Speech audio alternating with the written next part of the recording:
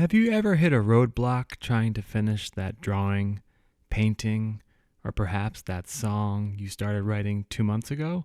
If you're like me and are a creative person, you've more than likely experienced the frustration and sense of dread when you simply do not know what to do next or perhaps where to begin.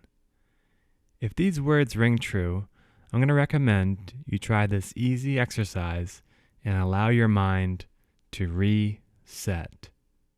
Often as artists, or anyone who does anything creative for that matter, you could be a musician, a chef, an architect, a fashion designer, and so on, we often focus our minds on reaching towards the finished product and overlook the process. When we embrace process, we can shift our thinking away from trying to create something that is perfect and accept mistakes and happy accidents as a natural part of being a creative person. What you're witnessing me do here is something called an automatic drawing, or a meditative drawing. Although I don't like using the word meditative because it can have a connotation that you have to be a monk or something to understand it. This is an exercise I commonly do, and here's why. I've learned through personal experience as an artist that roadblocks are part of being a creative person. And anyone who has done something creative for an extended period of time knows exactly what I'm saying. How often have you started something big only for that idea to lose its appeal when we are only a few days or even a few hours into it? This is completely normal, but what do we do when it happens?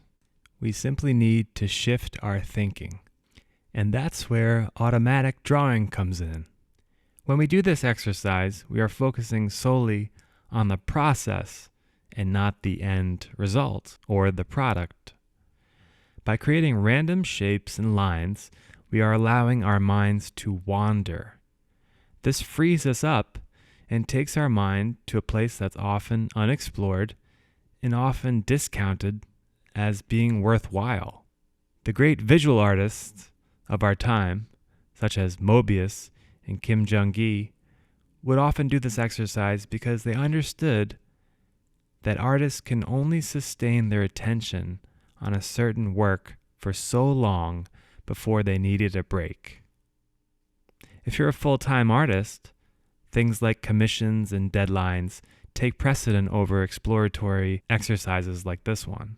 The reason I suggest doing an automatic drawing is that it breaks up the focus on producing finished work and allows us to keep a fresh perspective on creativity.